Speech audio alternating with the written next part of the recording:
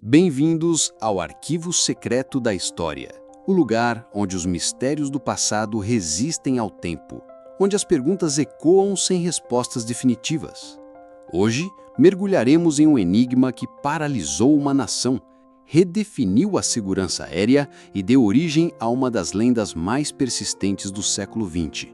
Preparem-se para questionar tudo o que vocês pensam que sabem sobre o homem que desafiou o céu e desapareceu sem deixar rastros. D.B. Cooper. Era véspera de Ação de Graças, 24 de novembro de 1971. O voo 305 da Northwest Orient Airlines, um Boeing 727, decolava de Portland, Oregon, com destino a Seattle, Washington. Uma viagem rotineira de apenas 30 minutos, que se transformaria em um pesadelo aéreo. E, para um homem, na audácia que o catapultaria para o panteão dos criminosos mais enigmáticos de todos os tempos. A bordo, entre os 36 passageiros, havia um homem de meia idade, terno escuro, óculos escuros e uma pasta executiva. Seu nome no bilhete, Dan Cooper, mas o mundo o conheceria por outro nome, um erro jornalístico que se tornaria lendário. D.B. Cooper. Ele não era um passageiro comum, ele era um sequestrador. E seu plano era tão simples quanto genial, tão ousado quanto mortal. O embarque em Portland foi tranquilo. Dan Cooper, ou D.B. como viríamos a conhecê-lo, sentou-se no assento 18C, na parte traseira do avião. Ele pediu um uísque com refrigerante, acendeu um cigarro e parecia um empresário comum em viagem de negócios. A aeromoça Florence Schaffner, uma jovem de 23 anos, foi quem o atendeu. Poucos minutos após a decolagem, Cooper chamou sua atenção. Ele entregou a ela uma nota. Florence, acostumada com passageiros paqueradores, guardou a nota no bolso sem ler, pensando que era um número de telefone. Mas Cooper, com uma voz calma e firme, disse: "Senhorita, é melhor ler isso. Eu tenho uma bomba." O sangue de Florence gelou. Ela abriu a nota. Escrita em letras maiúsculas com uma caligrafia nítida, a mensagem era inequívoca. "Eu tenho uma bomba na minha pasta. Vou usá-la se for preciso. Quero que você se sente ao meu lado. Você vai ser sequestrada." Florence obedeceu. Cooper abriu a pasta brevemente, revelando que pareciam ser 8 cilindros vermelhos, fios e uma bateria. A bomba era real. O terror era real. Cooper então ditou suas exigências com uma calma perturbadora. $200 mil em notas americanas, não marcadas, de $20. 4 paraquedas, 2 primários e 2 de reserva, e um caminhão de combustível para reabastecer o avião em Seattle. Ele enfatizou que queria paraquedas militares, não civis, e que o dinheiro deveria ser entregue em uma mochila. A equipe de voo foi informada. O piloto, William Scott, comunicou à torre de controle em Seattle, que por sua vez acionou o FBI. A notícia de um sequestro aéreo, embora não inédita na época, era sempre alarmante. Enquanto o 727 circulava sobre o Puget Sound, aguardando a preparação do resgate, Cooper manteve a calma, conversando com Florence sobre Seattle, sobre sua vida, sobre o tempo. Ele até ofereceu a ela o dinheiro que havia pedido para reabastecimento. Sua compostura era assustadora. As autoridades em terra, sob a supervisão do FBI, corriam contra o Pepo. O dinheiro foi reunido de vários bancos. Os paraquedas foram providenciados pela base aérea de McCord. A pressão era imensa. A vida dos passageiros estava em jogo. Finalmente, às 17h39, o Boeing 727 aterrissou no Aeroporto Internacional de Seattle-Tacoma. As luzes da pista eram um borrão no crepúsculo. Cooper instruiu a tripulação para taxiar para uma área isolada da pista. Lá, um agente do FBI, vestido como funcionário do aeroporto, entregou a mochila com o dinheiro e os paraquedas. Cooper inspecionou o dinheiro, verificou os paraquedas e então, com um aceno de cabeça, permitiu que os 36 passageiros e 2 aeromoças, incluindo Florence Schaffner, desembarcassem. O alívio deve ter sido indescritível para aqueles que saíram do avião, mas o pesadelo estava longe de terminar para a tripulação restante. Com os passageiros e parte da tripulação em segurança, o Boeing 727 foi reabastecido. Cooper, agora com o dinheiro e os paraquedas em mãos, ditou as novas instruções. O avião deveria decolar novamente com apenas o piloto, o copiloto, o engenheiro de voo e a aeromoça Tina Mucklow a bordo. O destino, Cidade do México. Mas não seria um voo direto. Ele exigiu que o avião voasse abaixo de 10 mil pés, com o trem de pouso estendido, os flaps em 15 graus e a velocidade máxima de 200 nós. Além disso, o avião deveria manter a cabine despressurizada. Condições perigosas para um voo noturno, especialmente em meio a uma tempestade. Às 19h40, o Boeing 727 decolou de Seattle, com o FBI e a Força Aérea dos Estados Unidos em seu encalço, embora a uma distância segura para não alertar Cooper. O avião subiu para a altitude exigida. Cooper, ainda calmo, amarrou um dos paraquedas primários em si mesmo e o outro no dinheiro. Ele parecia ter um conhecimento surpreendente de paraquedismo e da aeronave. Em um momento, ele pediu a Tina Mucklow para mostrar a ele como operar a escada traseira do avião, que descia da fuselagem. Tina explicou, e Cooper a instruiu para voltar para a cabine e permanecer lá. Cooper amarrou as cordas que controlavam a escada traseira na cabine, para que a tripulação não pudesse fechá-la por dentro. A escuridão lá fora era quase absoluta, pontuada apenas por relâmpagos distantes e a chuva forte que batia na fuselagem. O vento uivava. A tripulação na cabine sentiu uma mudança na pressão do ar. O nariz do avião se inclinou ligeiramente para cima. Às 20h13, uma luz de advertência se acendeu no painel da cabine, indicando que a escada traseira havia sido acionada. O engenheiro de voo, H.A. Anderson, tentou entrar em contato com Cooper pelo interfone, mas não houve resposta. O silêncio foi a única resposta. Cooper havia saltado para o vazio, para a tempestade, para a história. O avião continuou voando por mais 20 minutos antes de aterrissar em Reno, Nevada, onde o FBI esperava. A porta traseira estava aberta, balançando ao vento. O paraquedas e o dinheiro de Cooper haviam desaparecido. Ele havia se jogado em uma noite de tempestade, em uma área desconhecida, em uma altitude perigosa, em um salto que muitos consideravam suicida.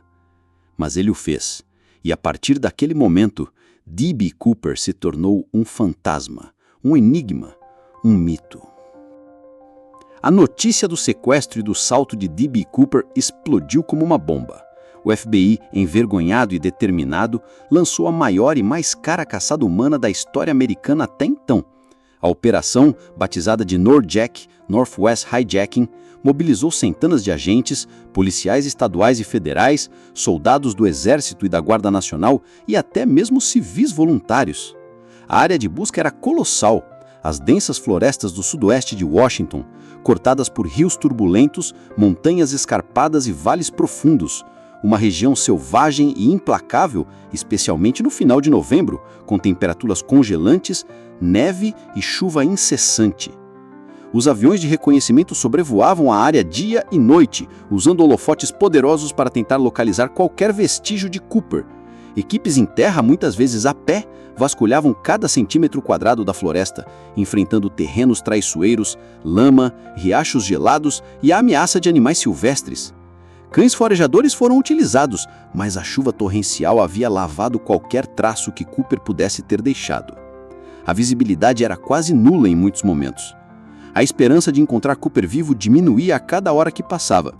A maioria dos especialistas acreditava que ele não poderia ter sobrevivido ao salto, dadas as condições extremas.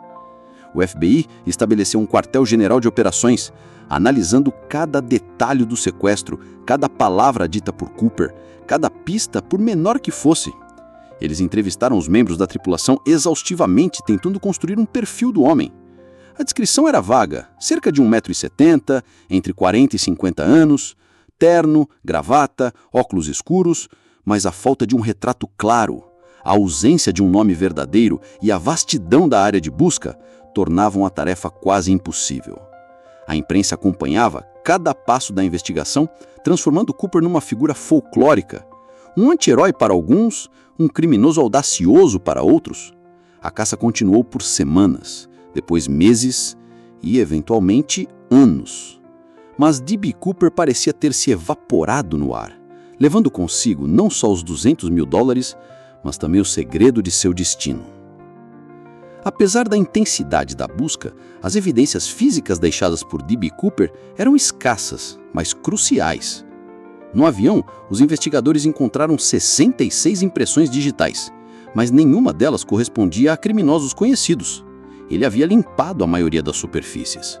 No entanto, ele deixou para trás alguns itens-clave: uma taquina preta fina, um prendedor de gravata de madrepérola e 2 dos 4 paraquedas que havia exigido. Esses itens se tornariam a base para futuras análises forenses. A taquina, em particular, provou ser um tesouro inesperado. Anos depois, análises avançadas revelariam partículas raras de titânio e outros elementos que poderiam ligar Cooper a uma indústria específica. O prendedor de gravata também era um item de produção em massa, mas sua presença no avião era uma pista. O dinheiro, as 10.000 notas de $20, havia sido cuidadosamente marcado pelo FBI. O FBI, com base nas conversas com a tripulação e nas evidências, traçou um perfil psicológico de Cooper. Eles acreditavam que ele tinha experiência militar, provavelmente como paraquedista, dada sua familiaridade com os paraquedas e as manobras de salto. Ele parecia ter conhecimento de aviação, especificamente do Boeing 727. Sua calma sob pressão e sua inteligência sugeriam um indivíduo metódico e determinado. No entanto, a falta de um corpo, de um paraquedas ou de qualquer um dos $200.000 em circulação mantinha o caso em um limbo frustrante. A pergunta persistia: D.B. Cooper sobreviveu ao salto? Ao longo das décadas, a ausência de uma resolução oficial deu origem a uma miríade de teorias e a uma lista de suspeitos que se estende por centenas de nomes. Alguns são mais plausíveis que outros, mas todos contribuem para a lenda de D.B. Cooper. Vamos explorar os mais proeminentes. Richard McCoy Jr. foi um dos primeiros e mais fortes suspeitos. Um ex-Buena Verde, piloto de helicóptero e paraquedista amador, McCoy sequestrou um Boeing 727 em 1972, apenas 5 meses após o salto de Cooper, exigindo $500.000 e saltando de paraquedas. As semelhanças eram impressionantes. O mesmo tipo de avião, o mesmo método de salto, até mesmo a exigência de paraquedas militares. McCoy foi capturado e condenado, mas sempre negou ser Cooper. O FBI o descartou oficialmente, citando diferenças na descrição física e no tipo de paraquedas usado. No entanto, muitos, incluindo o agente do FBI, Russell Calamy, que escreveu um livro sobre o caso, ainda acreditam que McCoy foi Cooper. Outro suspeito de peso é Robert Rackstraw. Um ex-paraquedista do Exército, com um histórico de problemas com a lei, Rackstraw se tornou o foco de uma equipe de investigação civil liderada por Thomas Colbert, que dedicou anos ao caso. Colbert e sua equipe, os Citizen Sleuths, apontaram para o conhecimento de Rackstraw em paraquedismo, sua experiência com aeronaves e sua presença na área de Seattle na época do sequestro. Eles alegaram ter encontrado evidências circunstanciais, incluindo uma ligação com um grupo de ex-militares e até mesmo um possível local de pouso. Rackstraw, por sua vez, sempre negou veementemente qualquer envolvimento, chegando a processar Colbert por difamação. O FBI, embora tenha investigado Rackstraw, nunca o nomeou oficialmente como suspeito principal. Kenneth Christensen emergiu como um suspeito póstumo. Um ex-paraquedista do Exército e funcionário da Boeing, Christensen era um fumante inveterado e tinha uma semelhança física com a descrição de Cooper. Ele comprou uma casa em dinheiro logo após o sequestro e era conhecido por ser reservado. Sua família só o considerou um suspeito após sua morte em 1994, ao encontrar uma coleção de dinheiro antigo e um conhecimento incomum de paraquedismo. A teoria ganhou força quando foi revelado que Christensen havia trabalhado em um projeto secreto da Boeing que envolvia o Boeing 727 e o sistema de escada traseira, o que lhe daria o conhecimento técnico necessário para o sequestro. No entanto, o FBI não encontrou provas conclusivas para ligá-lo ao crime. Duane Weber, um veterano da Segunda Guerra Mundial, confessou ser D.B. Cooper em seu leito de morte para sua esposa, Jo. Ele a levou a um local onde disse ter enterrado dinheiro, mas não encontraram nada.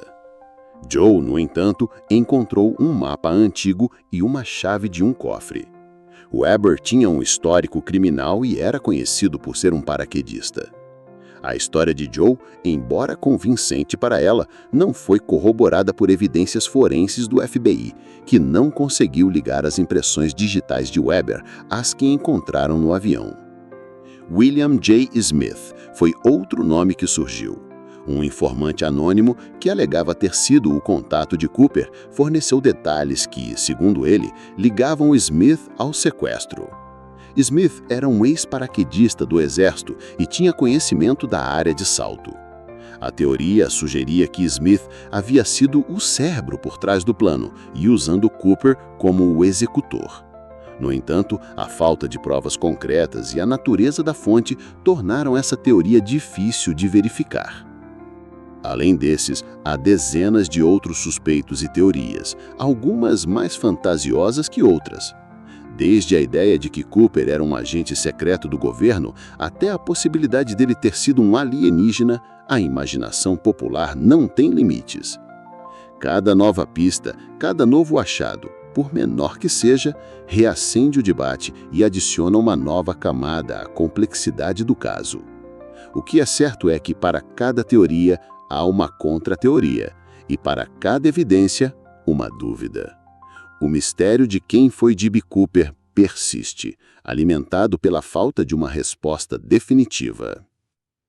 Em 1980, 9 anos após o sequestro, uma descoberta inesperada reacendeu as esperanças de solucionar o caso. Brian Ingram, um garoto de 8 anos, estava de férias com sua família em Tina Bar, uma praia arenosa às margens do rio Columbia, a cerca de 10 quilômetros a noroeste de Vancouver, Washington. Enquanto brincava na areia, Brian encontrou 3 pacotes de dinheiro enterrados. As notas estavam bastante deterioradas, mas eram claramente notas de $20. A família de Brian entregou o dinheiro ao FBI.